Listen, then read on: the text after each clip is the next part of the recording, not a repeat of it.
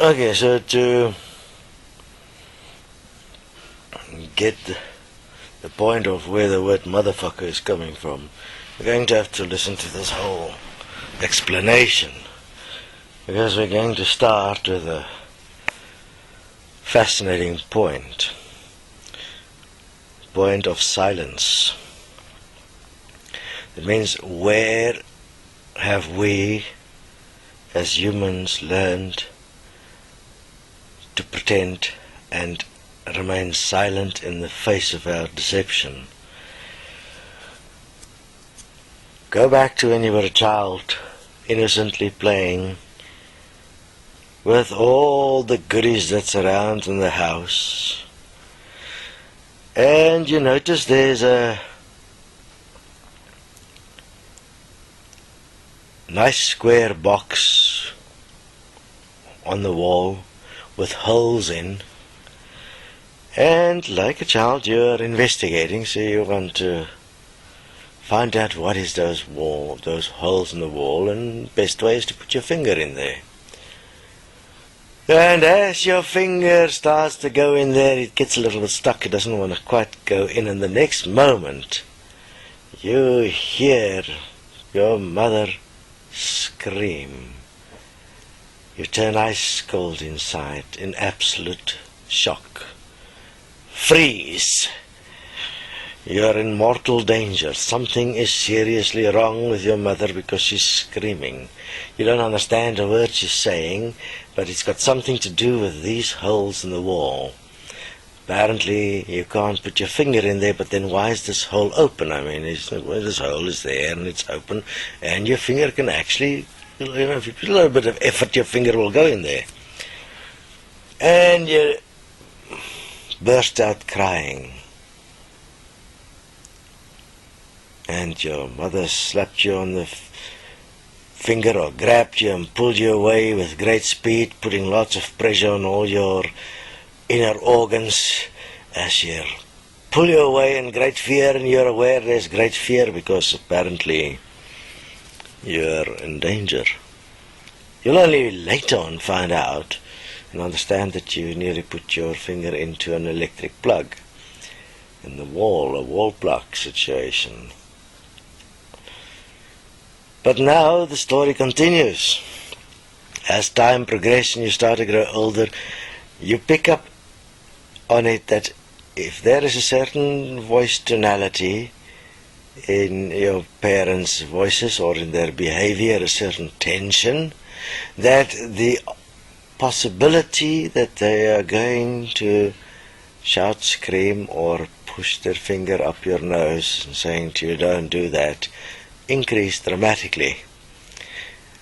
Obviously, you being a very well adapted life form that is focused on survival, you start to prepare the way of how to deal with these events, because you don't really want to experience these events. You want to be able to handle them and get past them without this feeling where you are in absolute fear of what your parents is going to do.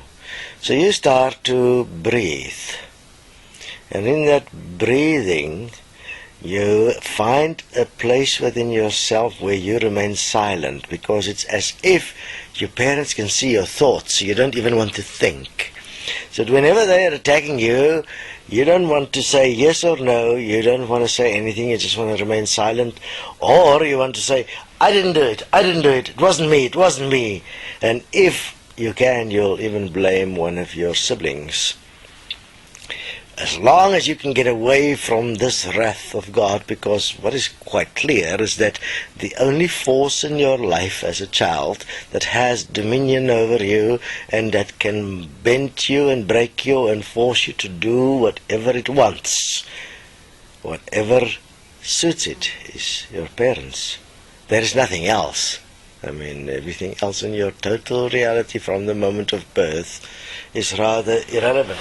You might have some parents or some uncles or aunts or grandparents also in the picture doing similar things. But what do you learn there? You learn an interesting thing. You learn to pretend that you're not being affected by what it is your parents are saying.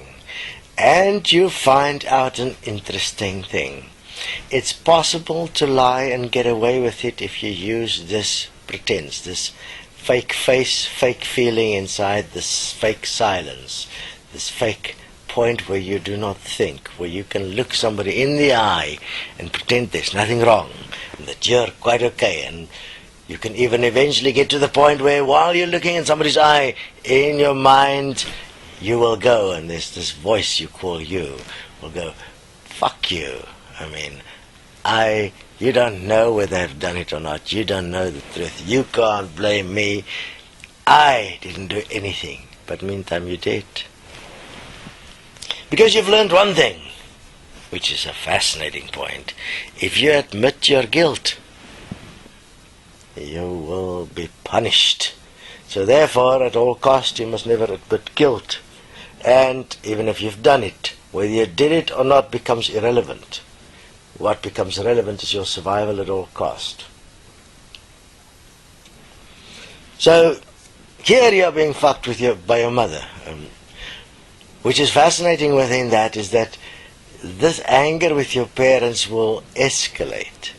And you'll get to the point where later on in your life you'll say, I will never do what my parents did, I won't live like them, but you end up doing exactly the same, because these fears of multiple dangers in the reality of earth is transferred to you, and you eventually, through experiences where you challenge some of these fears on these points that was placed on you, you have learned that there is a consequence. That's, for instance, when you're young, you'll end up using drugs in many cases extensively, or alcohol, or you will abuse sexuality, until at some point the pain and the hurt and the consequences become too much, and then you'll stop.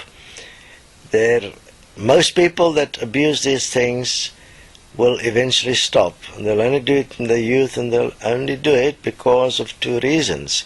One is their parents say they shouldn't do it, and secondly is because their friends are doing it, their peers are doing it. So you have 2 points pushing, and then you will live in a world of pretense, because you'll walk into your home and pretend you're okay even while you're on the influence of drugs, and you will just be normal. And so multiple levels of suppression exist within that.